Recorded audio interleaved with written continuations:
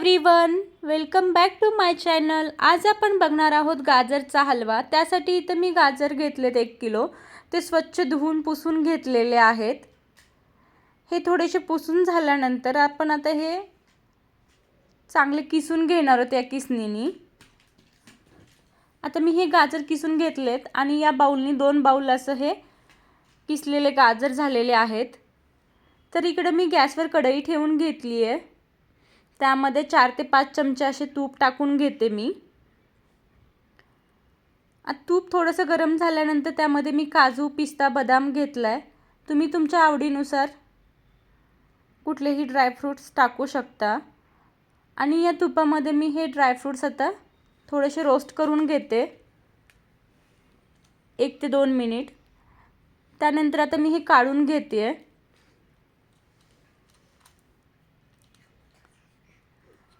त्यानंतर आता मी यामध्ये किसलेले गाजर टाकून घेतलेले आहेत आणि आता हे चांगलं असं मी मिक्स करून घेते। अशाच प्रकारे आपल्याला आता हे चांगलं असं तुपामध्ये परतत राहायचे। आणि इथे तुम्ही बघू शकता हे असे मी आता गाजर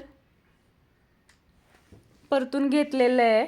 आणि जेव्हा कच्चा गाजर होता तेव्हा खूप सारा होता आणि तो थोडासा शिजल्यानंतर थोडासा कमी झालेला आहे। आणि इथे बघू शकता थोडंसं पाणी आहे। तर हे थोडं ड्राय होईपर्यंत आपण याला हलवत राहूया। आणि इथे हे ड्राय झालेलं गाजर आहे, यामधलं पाणी सगळं निघून गेलेलं आहे। आता यामध्ये आपण साखर टाकून घेणार आहे। तर 2 बाउल असं गाजरचा किस झाला होता, तर त्यामध्ये मी 1 बाउल साखर टाकते आहे। आणि ज्यांना गोड आवडत नाही त्यांनी थोडंसं कमीच टाकून घ्यायचं साखर। आणि थोडंसं चेक करून मग त्यामध्ये तुम्ही तुमच्या आवडीनुसार गोडाचं प्रमाण ठेवू शकता। तर अशा प्रकारे मी साखर आणि गाजर आता चांगलं मिक्स करून घेते। आणि आता हे लो फ्लेमवर मी थोडंसं साखर गाजर हे चांगलं शिजवून घेते। आणि हे आता चांगलं असं हे उकळते, लो फ्लेमवरच आहे हे।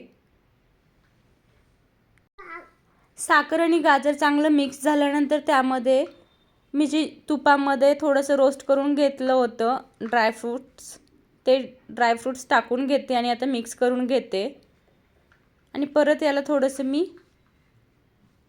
शिजण्यासाठी ठेवून देते। थोड्या वेळाने यामध्ये मी अर्धा बाउल हा मिल्क पावडर घेतला आहे। तर आता या हलव्यामध्ये टाकून घेते। मिल्क पावडरनी चांगली टेस्ट येते। तुमच्याकडे जरी खवा असला तरी तुम्ही टाकू शकता। आणि आता हे मी मिल्क पावडर चांगलं या हलव्यामध्ये चांगलं मिक्स करून घेते। हे तुम्ही इथे बघू शकता मिल्क पावडरच्या चांगल्या गाठी अशा फोडून घेते मी। आणि हे बघा फायनली असा हा हलवा रेडी झालेला आहे। तर मी आता गॅस बंद करून देते। आणि हलवा थंड झाल्यानंतर थोडासा घट्ट होतो, त्यामुळे मी आताच गॅस बंद करून दिलाय।